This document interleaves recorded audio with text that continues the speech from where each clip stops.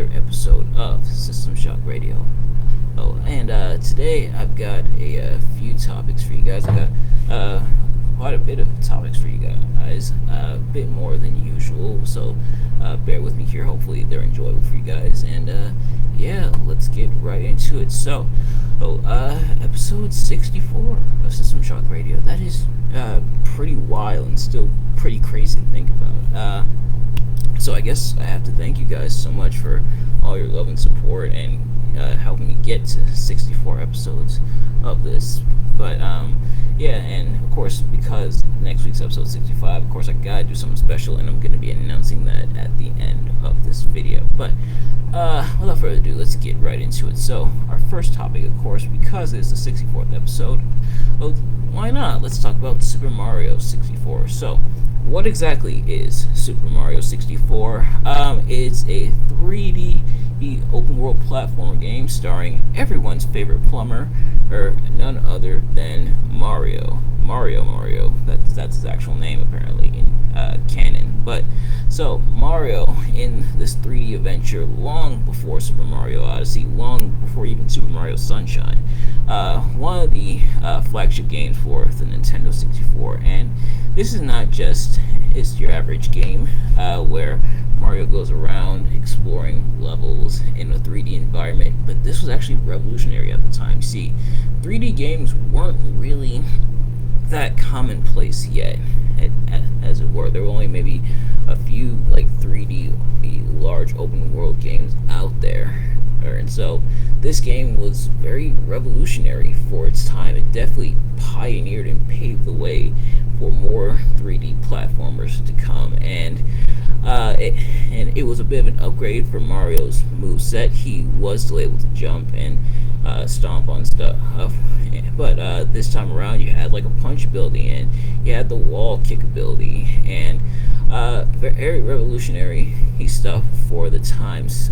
Some moves that Mario would have even to this day, and it was proof that Mario wasn't just a one-dimensional character who was just good for like platformers or that really cool Super Mario RPG game that came out, but instead he was able to thrive in a 3D environment. And because of the Nintendo 64's power and everything, it was able to hold a game of this size. There was several levels, lots of worlds to explore, or like any good Mario level, and of course you were able to take down Bowser and everything. So for the most part, a really fun time, and I have been able to play it not just through emulation for other devices such as like Super Mario 64 DS as that came out, but also through the Super Mario 3D All-Stars collection on Nintendo Switch.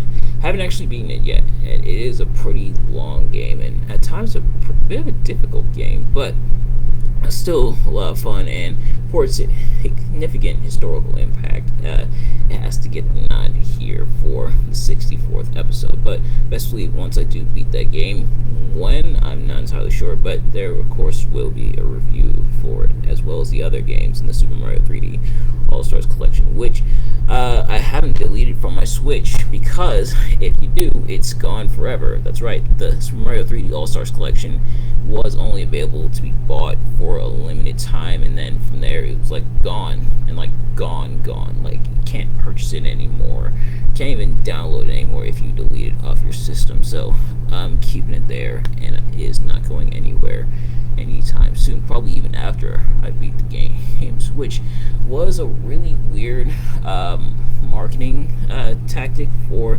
Nintendo this time around, but hey, who am I to question the experts? But next up, we're going to talk about Ezekiel, Elias's younger brother. So let's talk about this storyline, because this storyline has been ridiculous yet fun at the same time. And I remember vividly when this first happened, the Raw after WrestleMania, where Kevin Owens was cutting a promo about how he lost to Stone Cold and how he's upset and everything. And then out comes this guy who a lot of people don't recognize at first, and the name Ezekiel is on the Titantron. We're like, Ezekiel? At first, I thought it was Ezekiel Jackson. I'm like, oh, Ezekiel Jackson, he's back. But nope, out comes this fresh, clean-shaven guy. And then when I saw it was Elias, I was like, what? What have they done to Elias? That was my initial thought, and that was the initial thought of a lot of people when this first happened. But over time, the storyline became all kinds of fun, and it really became absolutely absurd and ridiculous, but a lot of fun. And I think it's because they know what parts of the story to take like seriously, and then what parts they have fun with. Of course, you got some like comedic slapstick stuff with Ezekiel and him acknowledging that he is Elias's younger brother, and then Kevin Owens trying to prove that he's a liar and everything.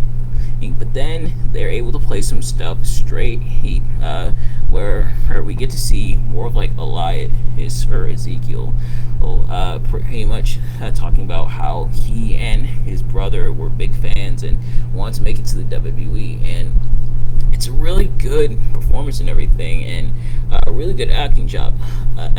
Props to Jeremy Shulo, aka Elias, aka Ezekiel, for his acting chops, because he nails it. He really sells it to the point where you almost have to question, oh, does Elias have a younger brother? Is this just another guy who happens to look just like Elias who strolled into the WWE? He has Ezekiel, his younger brother, and they've had a lot of fun with it to the point where now Elias showed up once again and did a concert and everything. But I think what I like about it is you can see the clear distinction between Ezekiel and Elias. Elias, of course, is more like the drifter, and he always leaned more towards like heel, like disrespectful and everything. He was like wanderer. He kind of dressed in like not always the best clothes, although he had some really good scarves, just like Chris Jericho used to have.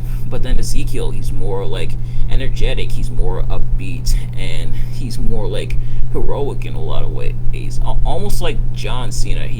Ezekiel's like clean, pure white meat baby face, these type thing. So to see the distinction and to see the change in character for Elias / Ezekiel, to see him in this different like persona and everything, I think works really well, and is what helps sell the story. And the other thing that sells it is Kevin Owens' mannerisms. Kevin Owens, I think, is probably one of the only people who could like pull off the storyline where his mannerisms is like obsession with it. He's able to pull off the story and make it fun, make it interesting, make you want to tune in each and every week. Both of them do, and both of them ping off each other really well. But Kevin definitely one of the driving forces behind the storyline, and it's a storyline where it doesn't really hurt Kevin Owens' credibility or anything, because he is still getting a lot of like TV time and everything. He's still being featured prominently. He even got a win over Ezekiel at Hell in a Cell, which I did not expect, to be honest, but he got the win over Ezekiel, and he was able to really showcase how he's being like crazy and everything. People are saying he's crazy, that he's the liar and everything.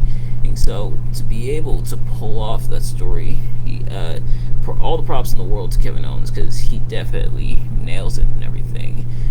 But props to both of them for being able to make this work. A lot of people said this was like a death sentence. Oh my god, they ruined Elias by repackaging him. Now it's like the best thing. So sometimes, guys, sometimes we just gotta look things through. Like, I remember when the Firefly Funhouse stuff first happened with Bray Wyatt, which apparently he recently trademarked the name Wyatt 6. What does that mean? I'm not sure, but when the Firefly Funhouse stuff happened, I remember at first a lot of people were like, what have they done to Bray? Why is he acting like this like children's TV show guy, like not Bill Cosby, Mr. Rogers, I should say. Well, also kind of like Bill Cosby before, but so that stuff. Why is he acting like this? Why is he like smiling? Why is he in this sweater and everything? Oh my god, they ruined Bray Wyatt. And then that turned out to be one of the best things. And then when he got released, a lot of people were upset. So sometimes we just gotta see things through and not be so quick to judge, because it could turn out to be one of, if not the best storylines in a while. And I want to see where this whole Ezekiel storyline goes, and hopefully WWE doesn't ruin this. But I kind of have a sneaky suspicion they will. But yeah, so I want to see where the storyline goes and evolves from here. Or I want to see any more like I want to see more of like twists and turns. And now that like Cody is off of Raw with the injury and everything, and Roman's mainly on SmackDown, not even really showing up that much. Uh, Raw needs like a main thing to keep people watching, keep people interested, and I think Ezekiel might be it. But next up, we're going to talk about the X-Men. I love the X-Men. Those of you who know me know I love the X-Men. Honestly, I've always preferred them over the Avengers, to be honest, because the X-Men are so incredibly cool. The fact that, and now here's kind of the lore of the X-Men. Pretty much, they're a group of mutants who have like the X gene, which is why they're called the X-Men, and they're pretty much fighting for freedom and equality. They want to be seen as equals to like regular humans and everything. They got extraordinary abilities, and I absolutely love the X-Men, and because it's such a wide array of characters, all with different backgrounds, personalities, and everything. Even though a lot of them do look human, they have the ability, so they're different and set apart, and a lot of them are unique, and they definitely feel like they're set apart from each other. They're very distinct in a lot of ways and everything. They're very diverse. You got Wolverine, who's got the claws and everything from Canada. You got Cyclops, who can shoot laser beams. You got Jean Grey, who has telekinesis. Nightcrawler, who's able to teleport. Gambit, who's able to charge things up and throw, although he sticks to playing cards. All kinds of wonderful, colorful, interesting characters. And like I said, I've always preferred them over the Avengers. They're just that cool, honestly. And recently when I watched the 90s X-Men TV show, it was a fantastic TV show, not just for the animation and everything, but for how they went about presenting the stories that made the X-Men so famous in the first place. For example, there was Magneto, of course. There was Apocalypse. There was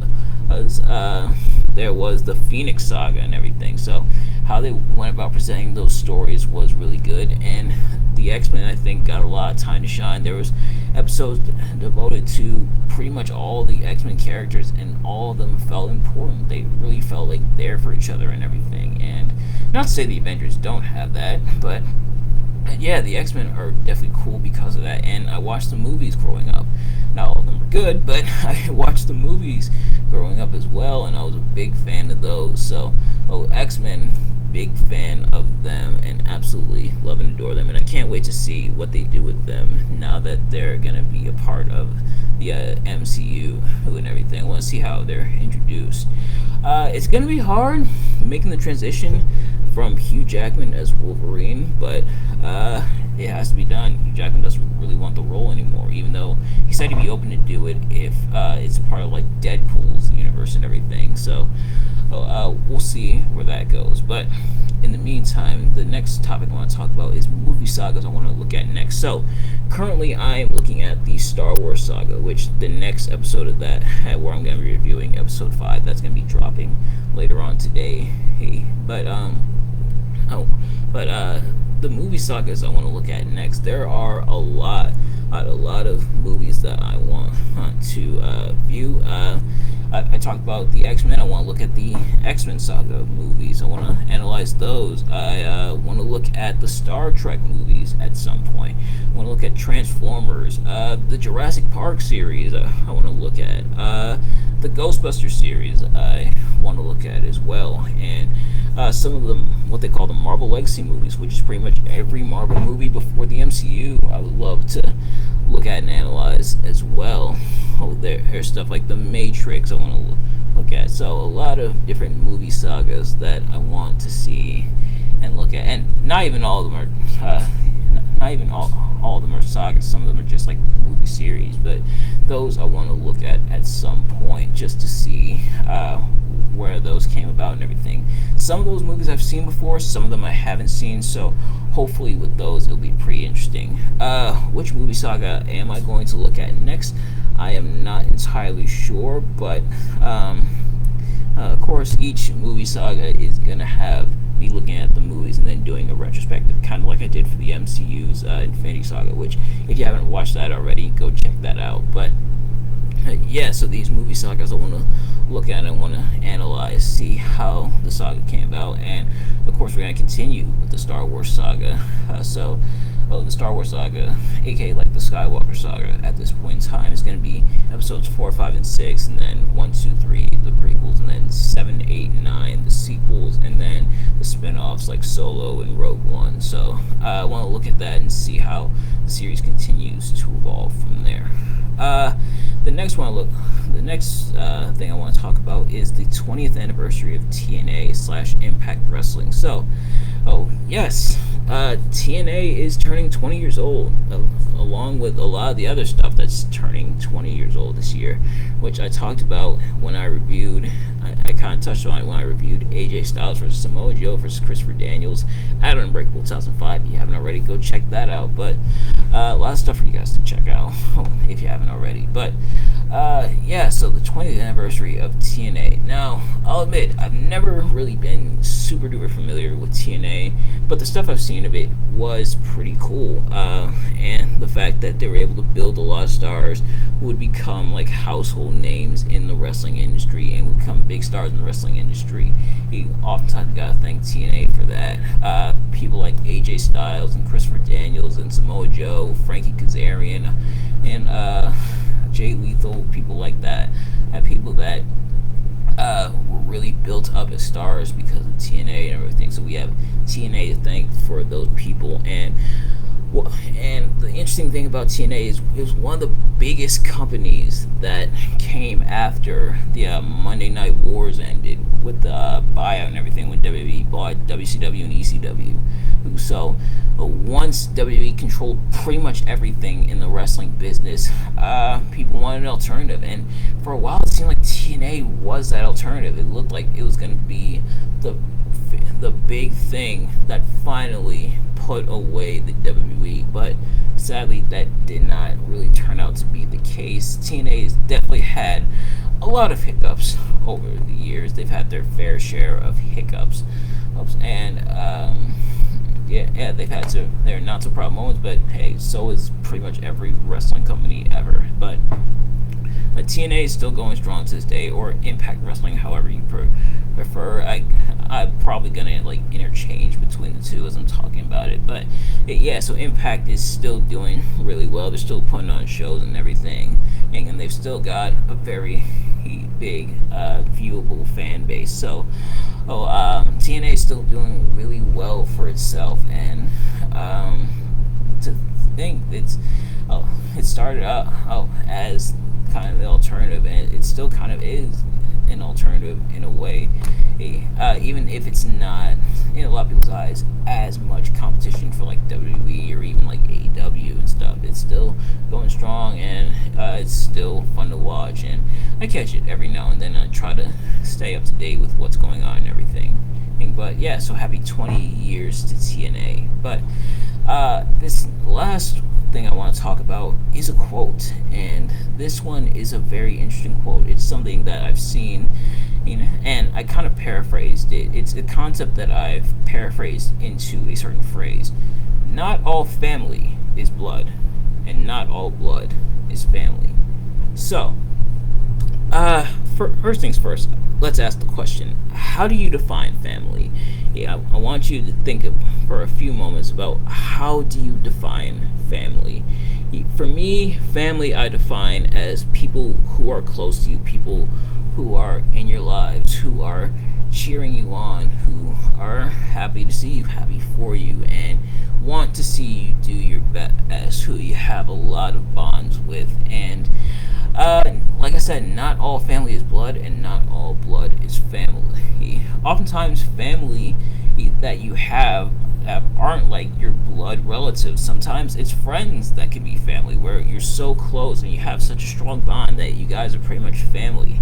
Of course, I have some friends who I consider like my brothers and my sisters and everything, and they're that close to me, and I'm happy to call them a member of my family. But then on that flip side, not all blood is family. There are people who are related to you by blood who don't have your best interest in mind, or you aren't super close and everything. And dealing with them is a headache and a stress, and it's not something that's good for your health or your well-being. Dealing with these types of people, aren't really your family, just more so blood relatives. And relatives is one thing, family is another. They're, in my eyes at least, they're not one and the same. They are very much different. They are very much set apart, where just because we're related by blood doesn't necessarily make us family. Oftentimes the people you are related to by blood are indeed your family, where hey, you love them, they love you, you check up on them, they check up on you, and you guys are really close and everything. But that's not always the case with a lot of people, and so that's one of the reasons why it's not always a bad thing to cut certain blood family off, certain blood relatives off. People say you shouldn't cut them off, they're family. No, they aren't. They're just related to me by blood, but they are not my family. They're just blood relatives. They say blood is thicker than water, but sometimes that doesn't mean anything. And so, know who your family are, know who your friends are, and stay with them and keep that bond going, and keep that closeness with each other. But, ladies and gentlemen, that's going to do it for this episode. Thank you all so much for watching. If this is your first time watching System Shock Radio, welcome. I hope you enjoyed. And if you're returning, welcome back. I hope you enjoyed. But next week, for episode 65, I got something real special. Like I said, I got something real special for you guys. I am going to be doing a debate as old as space and time itself. PlayStation versus Xbox. So what I'm going to be doing, how this is going to work, is I'm going to bring up the pros and the cons for each side, and we're going to evaluate each and every one and see which one is truly superior, PlayStation or Xbox. But without further ado, and let me know in the comments below your thoughts on that. Are you a PlayStation person? Are you an Xbox person? Why or why not? I'd love to hear from you guys. But with that being said, thank you all so much for watching, and I will see you guys later.